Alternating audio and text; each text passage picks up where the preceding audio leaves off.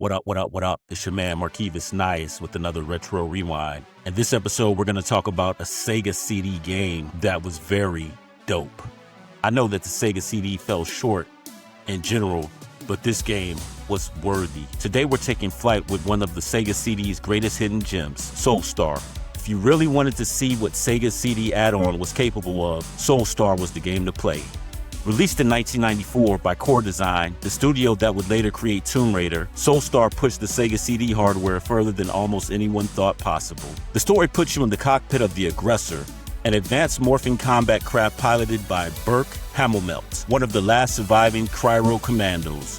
Your mission? Stop the ancient alien race known as the Microids, who travel from planet to planet draining entire worlds of their life resources. It's classic 90s science fiction, simple, dramatic, and gives you a reason to blow up everything in sight. The type of game I love. This is where SoulStar really shines. Instead of sticking to one style of gameplay, your ship transforms depending on your mission. You'll pilot the strike craft during high-speed on-rail space battles, the turbocopter on free-roaming aerial combat, the Strike Walker, a heavily armed mech that fights across planetary surfaces. Each vehicle controls differently, forcing you to constantly adapt instead of repeating the same gameplay over and over. That's something many shooters of the era didn't even attempt. Another cool feature, after completing the opening stages, you're allowed to choose different warp gates that determine your route through the game in order of the missions. That adds replay value and lets players tackle tougher challenges whenever they're ready. Honestly, the game still makes people ask, how is this running on the Sega CD? Core Design absolutely squeezed every ounce of performance from the hardware. Massive scaling sprites, smooth rotation,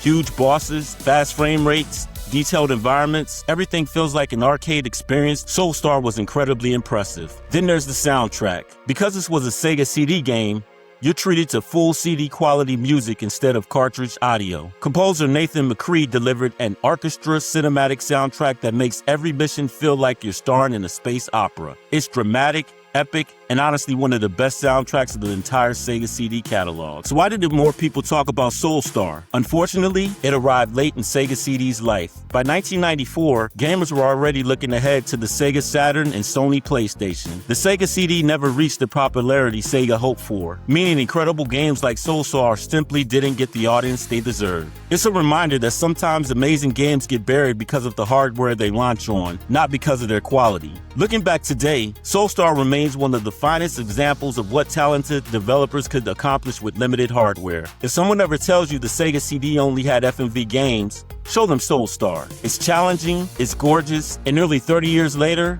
it's still one of the console's defining experiences and one of my favorite games on the Sega CD. Did you ever own SoulStar? Did you think it's one of Sega CD's hidden masterpieces? Or do you have another Sega CD favorite that deserves more recognition? Let me know in the comments. If you enjoyed this episode of Retro Rewind, don't forget to like, subscribe, and share this with another true retro gamer. I'm Marquivas Nias. Until next time, this has been Retro Rewind. SoulStar style, baby.